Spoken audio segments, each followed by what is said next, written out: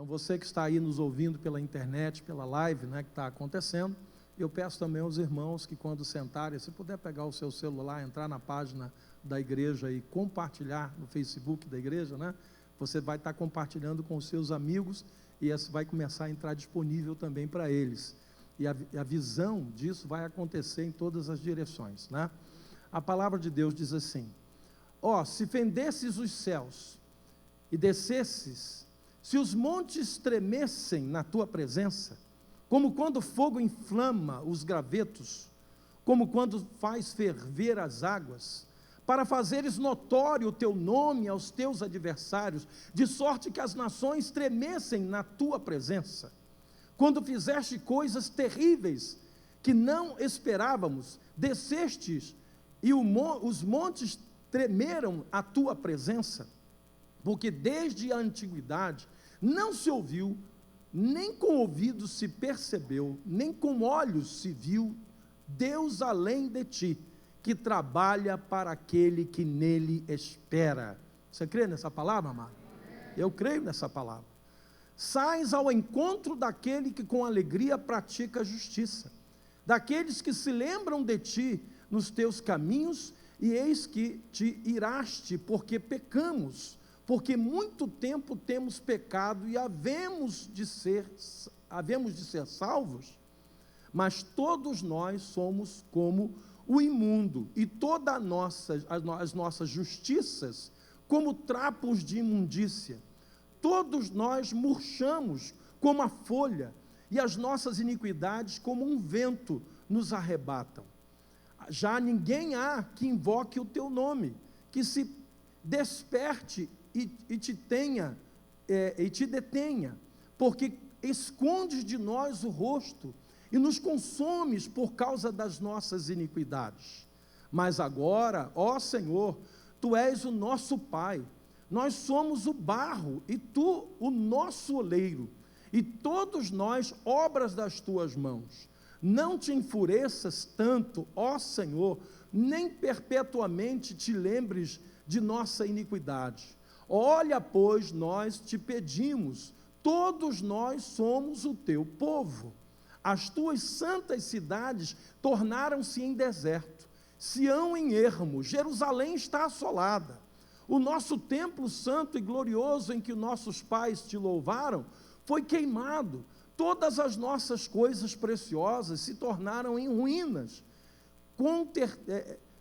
Conter-te-ias tu ainda, ó Senhor, sobre essas calamidades? Ficarias calado e nos afligirias sobremaneira?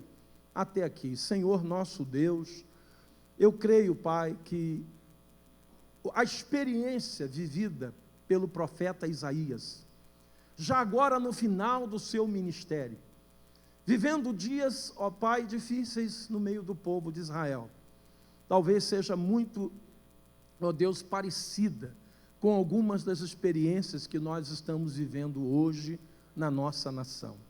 Por isso, Pai, que o Teu Espírito Santo, nessa noite, que fez com que essa palavra brotasse do coração do profeta Isaías, e fosse lançada no coração do povo de Israel, seja também hoje, ó Deus, essa palavra renovada, restaurada, e venha, ó Deus, a renovar a nossa mente e o nosso coração.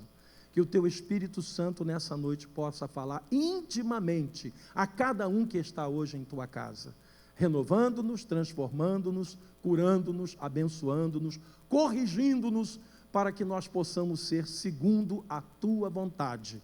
E se você crê nisso, diga amém. Amém. Louvado seja o nome do Senhor. Pode tomar o seu lugar, amado. Eu quero falar nessa noite sobre justiça. A justiça dos homens e a justiça de Deus. Como disse aqui o profeta Isaías, nesse quadro que ele traçou, do momento que vivia a nação de Israel, essa semana, queridos, parte da nação brasileira, aliás, a maior parte da nação brasileira, sofreu um grande golpe, uma grande decepção.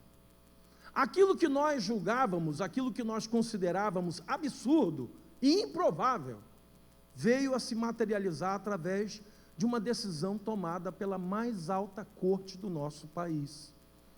Aqueles que por vocação e por direito e por dever deveriam guardar as instituições, foram justamente eles que atacaram essas instituições, provocando uma comoção nacional, fazendo com que a justiça se transformasse em injustiça diante dos fatos que nós estamos assistindo. Há muita situação de desânimo, de tristeza, de um sentimento de impotência diante de homens que pegam a justiça em suas mãos e tratam da justiça como se eles fossem deuses na face da terra. Agora, nós somos a única nação democrática do planeta Terra que não manda para a cadeia um condenado em segunda instância. Dos 198 países organizados do mundo, o Brasil agora é a única nação que não faz justiça aos seus condenados em segunda instância. Detalhe, quando nós o fazíamos em segunda instância, nós estávamos entre os 3 países do mundo que faziam assim. Agora, não fazendo mais nem em segunda instância, nós somos o único país do mundo que tem essa aberração jurídica. Mas o que eu quero falar com a igreja? Sobre política? Não. Eu não quero falar com a igreja sobre política. Eu quero falar sobre a intenção do diabo por trás dessa decisão, que parece meramente humana, política, social, antidemocrática, mas existe aí uma intenção maligna contra a nossa nação. Está patente, né, claro, para muita gente, para a maioria das pessoas, que a igreja vem orando, que a igreja vem clamando a Deus, né, por soluções da parte de Deus para o nosso país. Já há mais de 4 anos, quase 5 anos que a gente vem, inclusive, orando, como fizemos hoje pela manhã, em jejum, pela nossa nação, pelos nossos governantes, como a Bíblia manda fazer, orar por aqueles que estão investidos de autoridade. E como igreja do Senhor, não somente nós, mas muitas igrejas locais têm feito isso. Então a batalha se tornou, queridos, uma batalha espiritual. E a semelhança do profeta Isaías, nos sentimos tristes e decepcionados. Por vezes chegamos a achar que Deus deveria enviar juízo imediato para acabar logo com tudo. Senhor, por que tu não envia juízo? Olha o que Isaías está dizendo aqui. Se fendesses os céus e descesses, se os montes tremessem na tua presença, como quando o fogo inflama os gravetos, como quando faz ferver as águas, para fazeres notório o teu nome aos teus adversários, de sorte que as nações tremessem na tua presença, quando fizestes coisas terríveis que não esperávamos, descestes e os montes tremeram à tua presença. Olha o que Isaías, o profeta Isaías está falando. Senhor, pelo que está acontecendo, né, a nação de Israel, eu acho que era o momento agora de tu fenderes os céus, de tu desceres a terra, de tu fazer com que os montes tremessem na tua presença. Às vezes nós ficamos assim, tão indignados.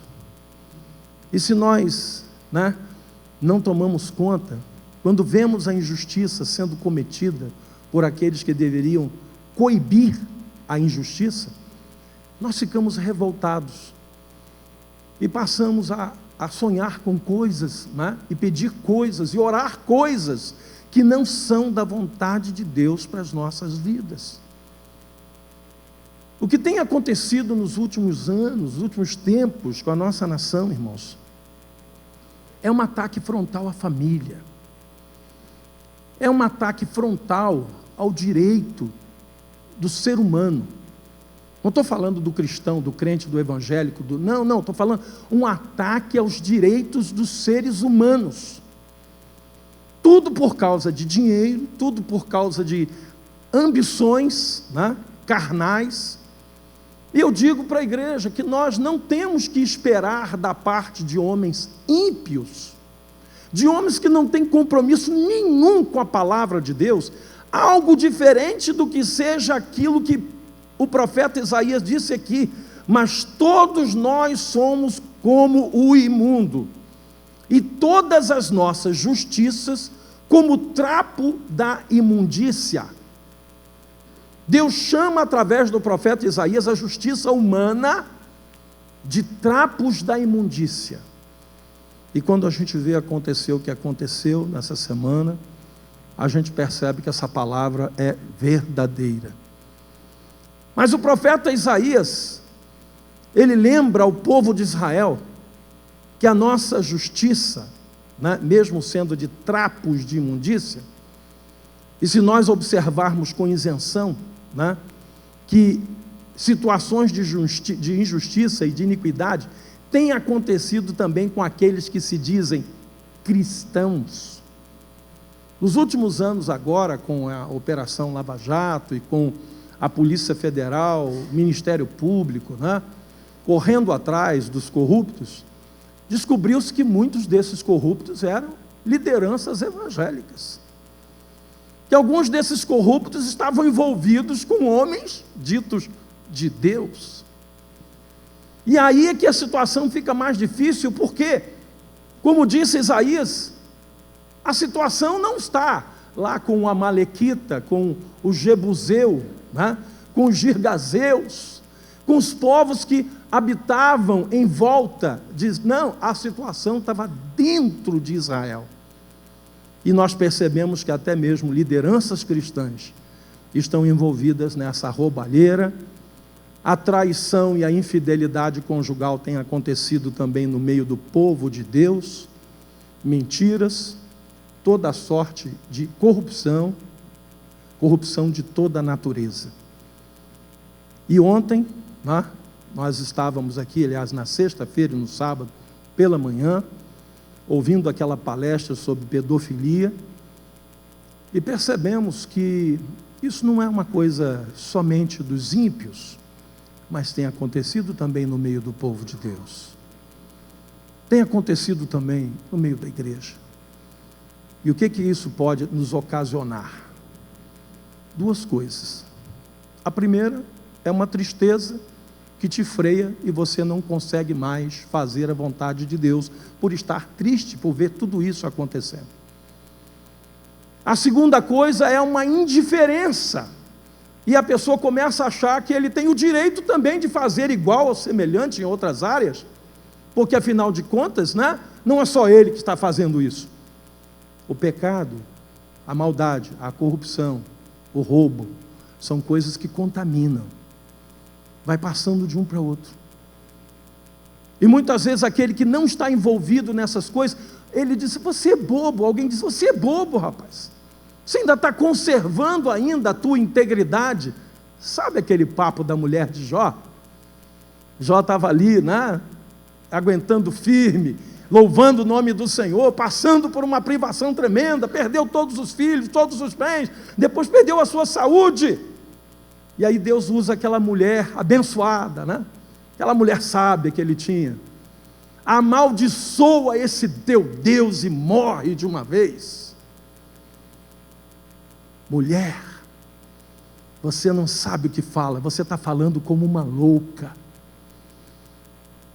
Por quê? Porque a posição de Jó incomodava aquela mulher, que não conseguia entender por que ainda continuava vivendo infidelidade a Deus. E é justamente isso que eu quero falar com você nessa noite.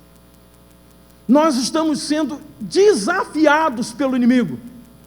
Vocês vão continuar mantendo a fidelidade de vocês? Olha o que está acontecendo. Olha o que fez o Supremo. Olha o que estão fazendo políticos do país. Olha o que alguns cristãos estão fazendo. Igreja, eu tenho uma palavra hoje do coração de Deus para o teu coração, porque ainda nos dias da velha aliança, o Senhor advertiu o povo de Israel que estenderia a sua misericórdia sobre outros povos. Deus chegou a dizer assim: olha, não é só vocês que vão ficar com essa bênção, não. Eu vou estendê-la a outros povos. E em Isaías, no capítulo 65, aí do lado que a gente leu, olha o que Deus fala no final da vida do ministério do profeta Isaías, quando ele começa a falar sobre a resposta de Deus, né? Quando ele rejeita os rebeldes, aqueles que estão na casa de Deus, mas não estão fazendo a vontade de Deus. E ele diz assim: fui buscado pelos que não perguntavam de mim, fui achado por aqueles que não me buscavam. A um povo que não se chamava do meu nome, eu disse: eis-me aqui, eis-me aqui. Ou seja, Deus falou para esse povo: eu estou aqui, eu quero ter comunhão com vocês. E isso começou a acontecer quando, depois da morte e ressurreição do Senhor Jesus, a palavra do Evangelho começou a ser levada a outras nações. O apóstolo Pedro ficou com a responsabilidade de levar Jesus aos judeus.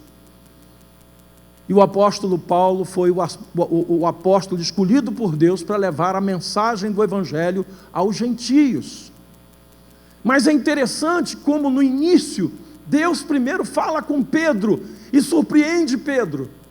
Pedro foi convidado para ir na casa de Cornélio, um centurião romano, homem pagão, homem que adorava vários deuses, mas que estava querendo se aproximar de Jesus. E aí Deus prepara o coração de Pedro para dizer assim: Pedro, preste bem atenção, Pedro, aquilo que eu purificar, não considere você imundo. E aí ele vai lá para a casa de Cornélio, leva alguns irmãos com ele, para ele não ir sozinho, né? Porque ele estava com medo, irmão. E falar de Jesus na casa de um centurião romano, sei lá, estão aprontando uma contra mim. Ele pensou isso. E ele foi. E quando chegou lá, ele estava pregando o Evangelho, a casa estava cheia. Cornélio convidou os amigos, convidou a família, convidou os vizinhos. Olha, eu queria que vocês fossem na minha casa hoje, porque vai vir aí um tal de Pedro, que vivia com Jesus, e ele vai falar de Jesus para a gente. E quando Pedro chegou lá, estava lá a congregação sentada, de romanos, considerado pelos judeus ímpios, pagãos. E quando Pedro começou a pregar-lhes o Evangelho, desceu sobre eles o Espírito Santo e começaram a falar em línguas. Confusão na cabeça dos irmãos que foram com Pedro. Pedro, o que é isso que está acontecendo aqui? E Pedro disse: Jesus já falou comigo que isso ia acontecer. Aquilo que Deus purificou, nós não podemos considerar mais imundos. Esses não são homens imundos, não são mais homens idólatras, mas são homens que, assim como nós, foram cheios do Espírito Santo, e nós não podemos negar-lhes as águas do batismo, porque assim como nós, eles foram cheios do Espírito Santo de Deus. Vivemos um tempo, irmãos, vivemos um tempo, igreja, povo de Deus, em que nós precisamos nos encher mais do Espírito Santo de Deus. Sabe por quê? Porque a batalha é grande. Nós temos irmãos nossos que estão enlaçados pelo pecado. Nós temos homens e mulheres no nosso meio que estão conspirando contra o seu casamento, que estão preparando a cama para terminar o seu casamento e saírem de casa, para abandonar os seus filhos. Nós temos irmãos entre nós que estão vivendo uma vida dupla, dentro da casa do Senhor e lá fora.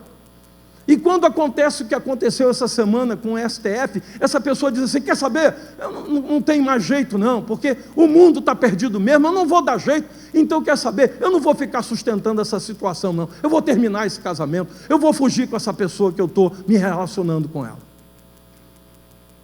Ou então, eu vou meter a mão naquele dinheiro que eu venho lá evitando apanhar, mas que todo mundo lá na empresa está fazendo.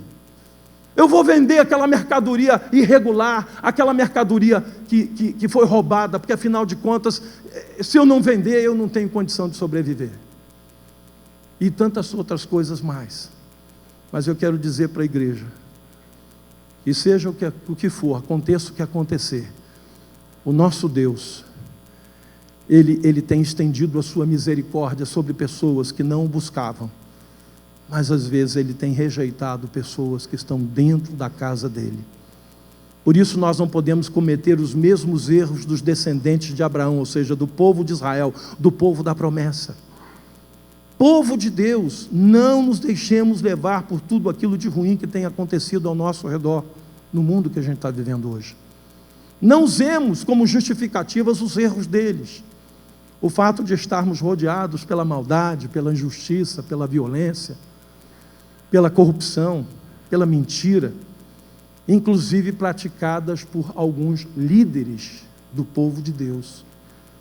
Escândalos que estão acontecendo e brotando aqui e acolá, tudo isso faz parte de uma estratégia maligna para tirar você da presença de Deus. Igreja do Senhor, entenda isso. Um recado de Deus está sendo dado. Os escândalos são inevitáveis. Jesus falou, eles vão acontecer. Mas ai daqueles por quem vierem os escândalos. Há pessoas que estão tropeçando por causa desses escândalos.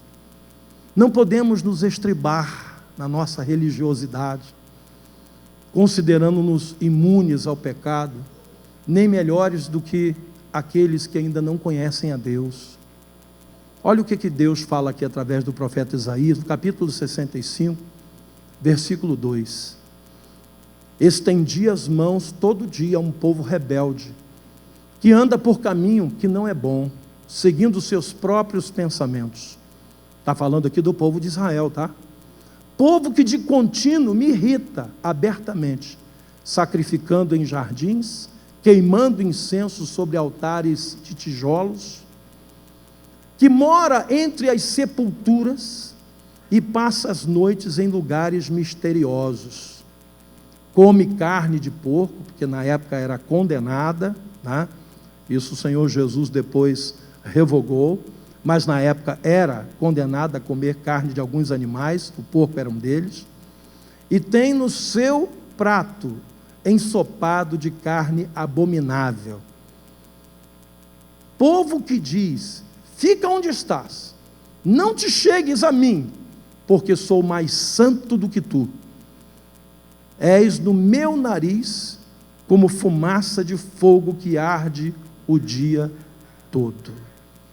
Ou seja, povo que se acha santo, povo que se acha acima, não, eu tenho Deus, né, no coração, mas que muitas vezes está se envolvendo com todo tipo de idolatria, inclusive de bens materiais, idolatria de pessoas, né?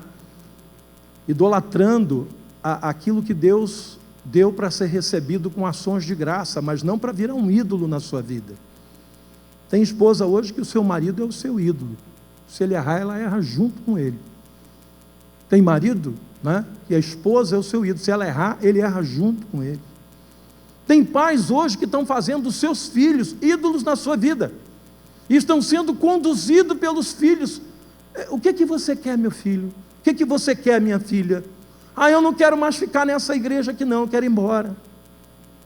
Eu não quero mais ir em tal lugar assim. Eu não quero mais. Vamos lá, papai e mamãe estão aqui para te ajudar. Perderam o controle dos próprios filhos, porque os filhos se tornaram em ídolos do coração dos pais. E acham que com isso estão educando uma criança. Não, estão deseducando. Estão preparando essa criança. Ontem a sargento Tânia distribuiu um papel, né? 10 maneiras de você fazer do seu filho um delinquente. Uma relação ali, olha o que tem de crente seguindo aqueles passos ali, em relação aos seus filhos, porque não tem limites, porque não tem controle, porque não tem ingerência dos pais na vida dos filhos. Os pais andam muito ocupados com uma série de outras prioridades, e não estão percebendo o que está acontecendo do maligno na vida dos seus próprios filhos. Quando iniciamos aqui na igreja, há um tempo atrás, a escola de Daniel, eu convidei os pais, venham com seus filhos, antes que eles adentrem a universidade, e seja tarde demais. Convidamos, na época, preletores assim, sabe, criteriosamente selecionados. Trouxemos aqui pessoas com agendas dificílimas, Alguns deles sensibilizados, dizendo: eu nunca vi uma igreja se preocupar com isso. Eu nunca vi uma igreja ter essa pauta de preparar os jovens para eles adentrarem a universidade e entrarem lá como Daniéis. Por isso o nome era Escola de Daniel. E aí nós percebemos que essa não era a prioridade de muitos pais. Eles tinham outras prioridades. Não enviaram seus filhos e nem vieram. Eu não sei, bispo, o que está acontecendo com meu filho, com a minha filha, que depois que entrou para a universidade está tão estranho. Não crê mais nas coisas de Deus. Minha irmã, meu irmão. E quando houve a escola de Daniel, você veio com ele, veio com ela? Não, eu estava muito ocupado, eu não podia vir. Amados, o que estava acontecendo com o povo de Israel está acontecendo hoje com a igreja. Nós nos acomodamos na nossa religiosidade dominical e não percebemos o que o diabo está fazendo na vida dos nossos filhos. E quando percebemos, o estrago já está feito. E para reconstruir o que foi derrubado, o que foi destruído, o que foi atingido, às vezes é um trabalho de anos, anos e anos. O nosso atual ministro da Educação está fazendo um trabalho visando as próximas gerações, porque essa que está aí na universidade já está perdida, não tem mais jeito não. Esse não tem mais jeito. Então o que ele vai fazer? Ele diz: vamos atacar o ensino fundamental 1 e 2. Vamos começar a trabalhar nessas crianças, para que eles não cheguem lá do jeito que esses chegaram, e foram manipulados por uma intenção maligna, de tirar dos jovens a condição de pensar, de analisar. Eles não têm condição, porque de longa data, a maconha e a cocaína comeram os seus neurônios. Mas não, eu sou crente, na minha casa não precisa isso, porque lá isso não vai acontecer. O número de jovens que adentram uma universidade sem serem preparados para isso, a cada 10 cristãos que entram lá, 6 ou 7 abandonam a fé. A decisão que tomei foi baseada nesse número espantoso, que não é diferente no meio das igrejas hoje. Mas qual é a solução? A solução é nós entendermos que a nossa justiça humana não passa de trapos de imundície, e que nós não temos nenhuma esperança no homem, mas a nossa esperança está no Senhor. Ele é a nossa esperança.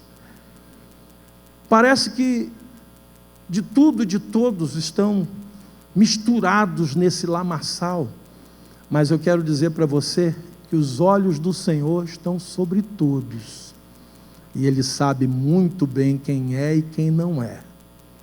Isaías capítulo 65, versículo 8, Isaías 65, versículo 8,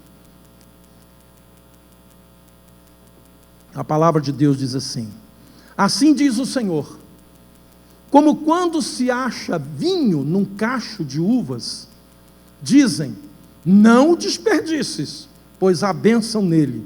Assim farei por amor de meus servos, e não os destruirei a todos. Farei sair de Jacó descendência, e de Judá um herdeiro, que possua os meus montes, e os meus eleitos herdarão a terra, e os meus servos habitarão nela.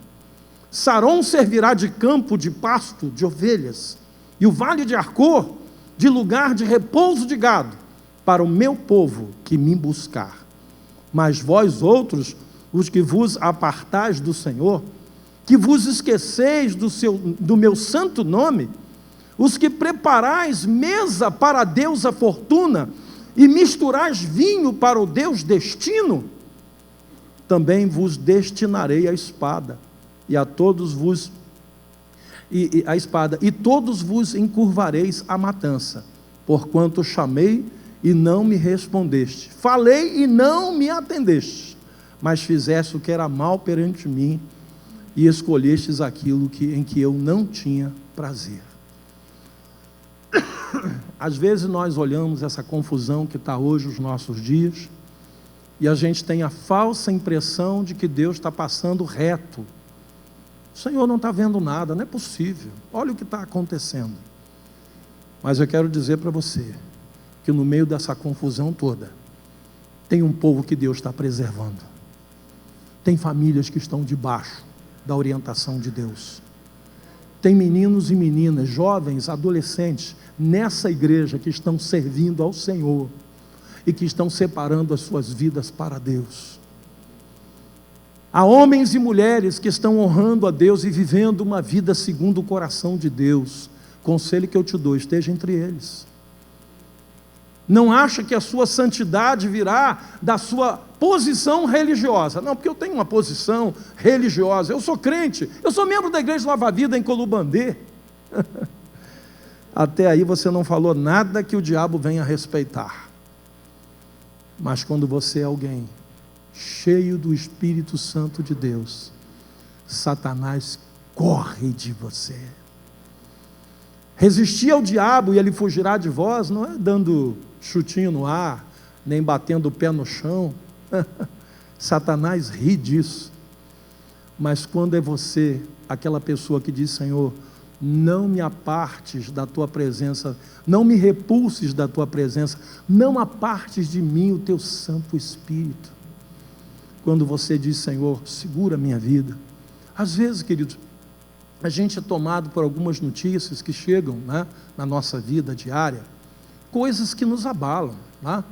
Quando você vai olhar para os personagens bíblicos, você vai encontrar alguns deles, homens de Deus, mulheres de Deus, que se sentiram abaladas nesse momento.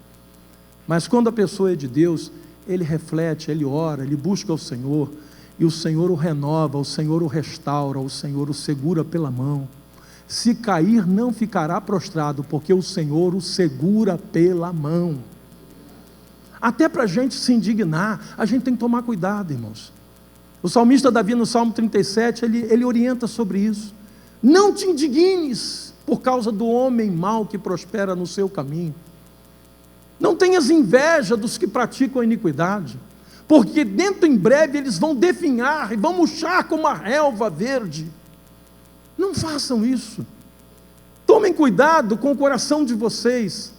Não deixe o coração de vocês se contaminar, porque de tudo que tens a guardar, guarda o teu coração, porque é nele que Deus opera, e é dele que procedem as fontes da vida. Então, quando você fica enraivecido, quando você se torna uma pessoa que observa somente pelo lado carnal, aquilo tudo que está acontecendo ao seu redor, você sai da presença de Deus e começa a falar e fazer coisas que Deus não aprova, que não é isso que Deus quer para a sua vida. A igreja vive esse momento hoje no Brasil. Às vezes nos indignamos ao ponto da gente fazer determinados comentários, né? Eu já vi irmãos dizendo: não tem jeito não, só matando mesmo.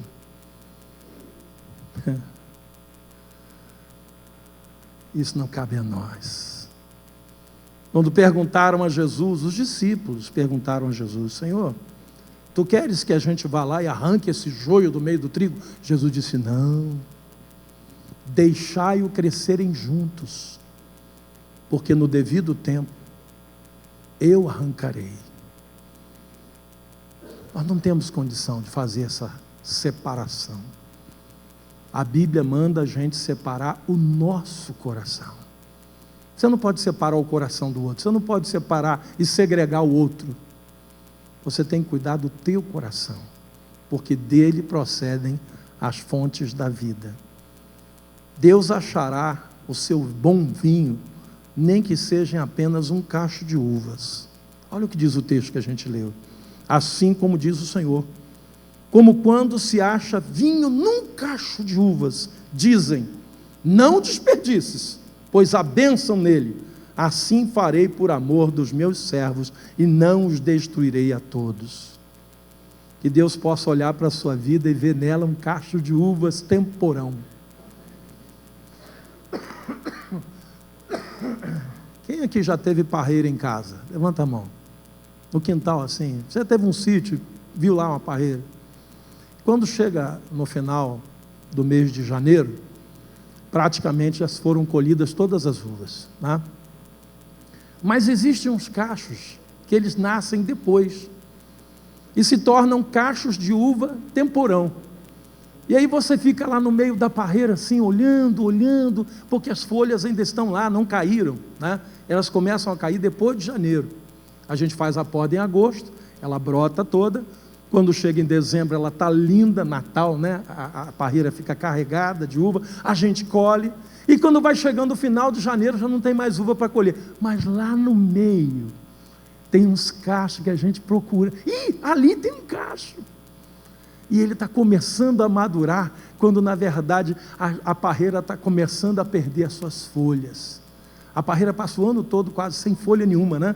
Só aqueles galhos secos, aparentemente secos, mas estão com vida lá. Mas quando a gente move aquelas folhas e vê um cacho, quando já não tem mais cacho. Eu lembro que lá em casa tinha 3 parreiras, né, plantadas ao lado da casa, e quando a gente pegava esses cachos que vinham depois, chamado de uvas temporãs, como essas uvas são doces. Mas eu não sei se ela é mais doce do que as outras, ou se por apenas haver um cacho, né? A gente sabe, aí a gente chupa aquele cacho, sabe, irmão? Com uma vontade, como dizendo assim, esse é o último cacho de uva que eu vou chupar esse ano. Porque o próximo, só no final do ano, nós estamos em janeiro, só em dezembro vai ter uva para chupar. Então são cachos importantes. E Deus está dizendo, no meio do meu povo tem esses cachos, em que eles representam para mim um vinho precioso, e eu vou sustentar esses cachos pela minha graça, pelo meu amor. Amado, sinta-se sustentado por Deus, sinta como um cacho de uva temporã, que Deus está querendo sustentar e usar para ser uma bênção na vida de outras pessoas. Deus não tem um olhar genérico, tá, igreja? Tem gente que acha que o olhar de Deus é assim, genérico. Não é não. O olhar de Deus é individual. Tanto é que quando chegarmos no céu, o livro do Apocalipse diz que nós vamos receber uma pedrinha branca. E nessa pedrinha branca escrito um novo nome, que Deus escolheu para mim e para você. Que ninguém vai saber esse nome, a não ser aquele que o recebe e Deus. Você quer maior individualidade do que essa?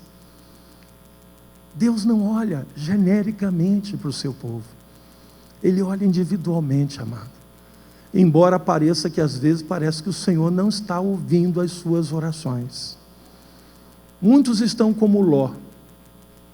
A Bíblia diz, Pedro disse que Ló angustiava a sua alma quando estava vivendo lá em Sodoma. Ló olhava para aquilo tudo que estava acontecendo em Sodoma e aquilo atormentava a alma do justo Ló. Até que Deus ouviu a oração de Ló através do clamor de Abraão e mandou anjos para tirar Ló de dentro daquela cidade antes que ele a destruísse completamente.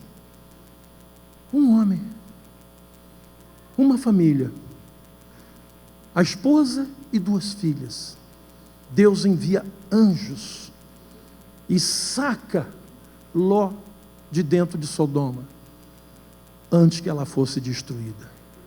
A sua esposa não entendeu a preciosidade do que estava acontecendo ali e desobedece a Deus, olhando para trás, virando uma estátua de sal. Ela não entendeu que a maior riqueza não era aquela que ela estava deixando, porque ela olhou lá a casa, não teve tempo de nada, irmão, saiu com a roupa de corpo, a roupa do corpo.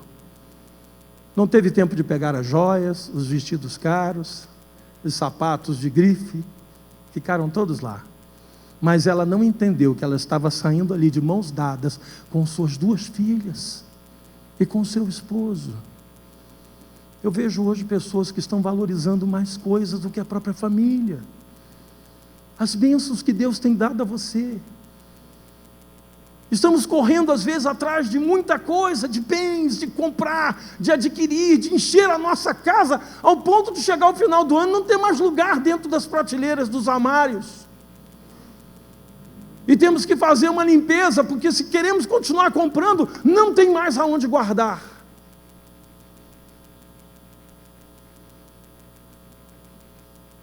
Mas o bem mais precioso não é o que a gente guarda no armário, nem na prateleira da nossa casa. O bem mais precioso talvez seja o teu marido, a tua esposa, a tua filha, teu filho, teu casamento. Aquilo que Deus tem concedido a você. A tua salvação. E às vezes a gente fica tão indignado, né, com tanta coisa que está acontecendo. Por isso é tempo do povo de Deus buscá-lo com mais avidez e com mais fervor. Eu tenho dito isso à igreja, é tempo da gente buscar avivamento espiritual. Sabe por quê? Porque à medida que o mundo está ficando mais maligno, a igreja tem que ficar mais santificada. Se você abrir lá em Apocalipse capítulo 22, no finalzinho da tua Bíblia, Apocalipse capítulo 22, no versículo 8 ao 12,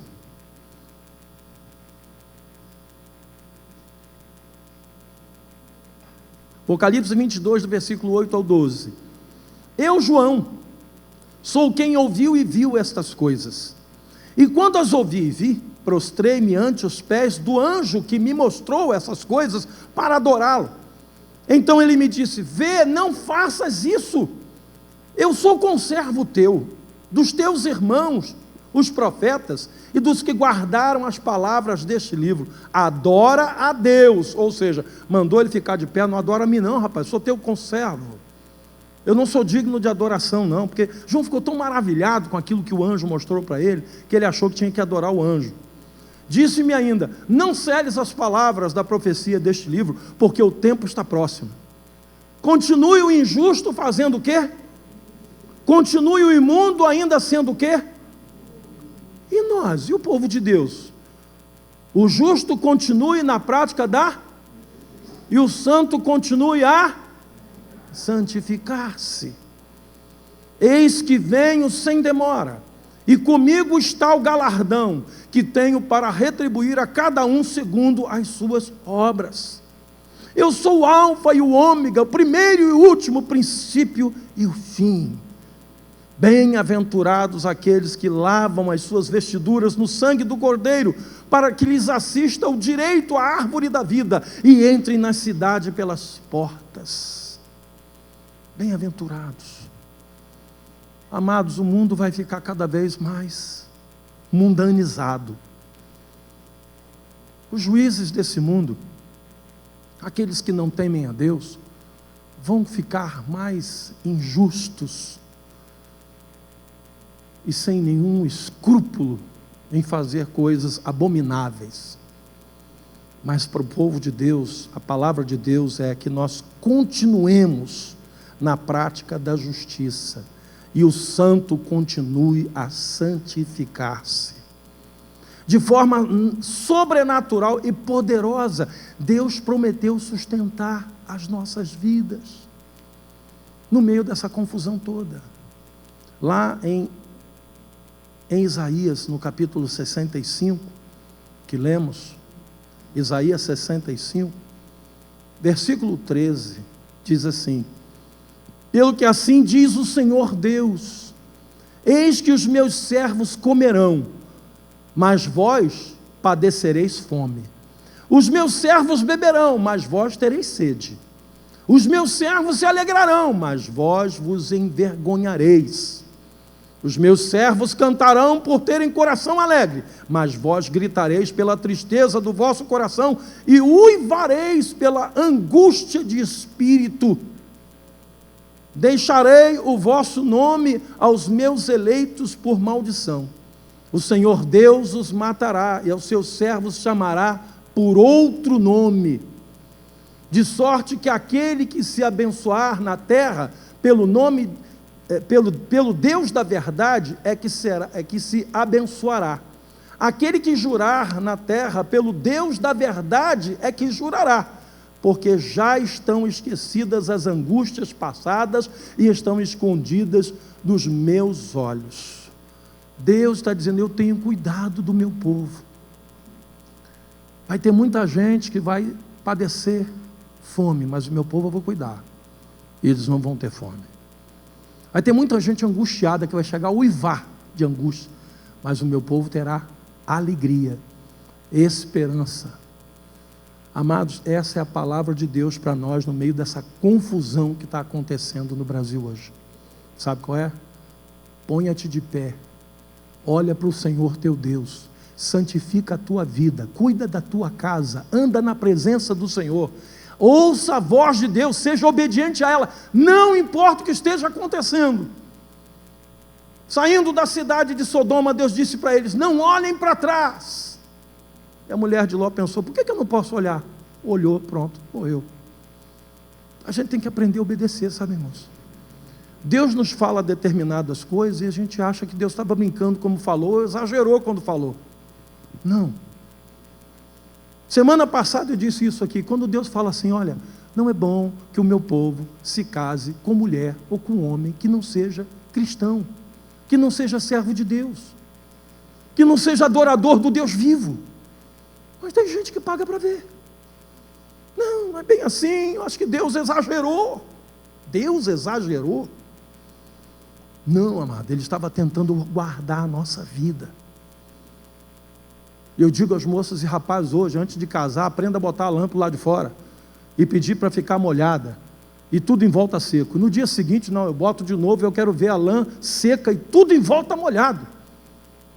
E continuo orando e dizendo: Senhor, eu não posso casar errado, porque se eu casar errado, minha família dá errado, meus filhos vão dar errado, eu vou dar errado. Mas eu vejo hoje, irmãos, jovens cristãos casando com uma leviandade assim, sabe? É tipo aí: segura aí, Jesus, eu vou fazer a besteira e tu segura aí. Não. Deus quer separar para si um povo que seja exclusivamente seu, zeloso de boas obras.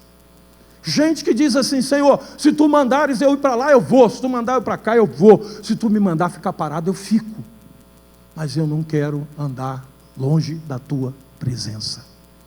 Eu não sei o que vai fazer o meu vizinho, eu não sei o que vai acontecer com essa situação que está acontecendo no país, eu não sei, eu só sei de uma coisa: eu sou de Deus, e eu não abro mão disso por nada, porque Ele é a minha paz, Ele é a minha fé, Ele é a minha esperança, Ele é a minha alegria, Ele é o meu sustento, Ele é aquele que sustenta a minha vida.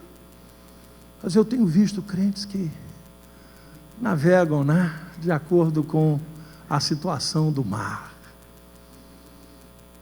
Se o mar fica tempestuoso, eles entram em polvorosa e vão lá acordar Jesus, e Jesus se levanta e diz assim: homens de pequena fé. Porque bastou uma tempestadezinha e estava todo mundo apavorado. Em outra sorte, quando aconteceu isso aí, Jesus veio ter com eles na madrugada, andando por sobre as águas, e quando eles viram Jesus de longe, de tão apavorado que eles estavam, eles gritavam dentro do barco: é um fantasma! Eles não reconheciam nem o seu Senhor, de tão apavorados que estavam. Povo de Deus do Brasil, tudo está debaixo do controle do nosso Deus, nada foge ao seu controle. Você não tem que ficar apavorado, nem entristecido, nem enraivecido, nem ficar, sabe, meu Deus, o Senhor tem promessas para o seu povo, e Ele há de cumprir cada uma dessas promessas, e nós precisamos falar disso com os nossos filhos, e nós precisamos transmitir isso às pessoas que ainda não confiam em Jesus. Ele é o Deus da nossa vida, Ele é o sustento das nossas vidas. Em todas essas coisas, porém, disse Paulo, somos o quê? Mais do que vencedores, por meio daquele que nos amou. Você crê nessa palavra?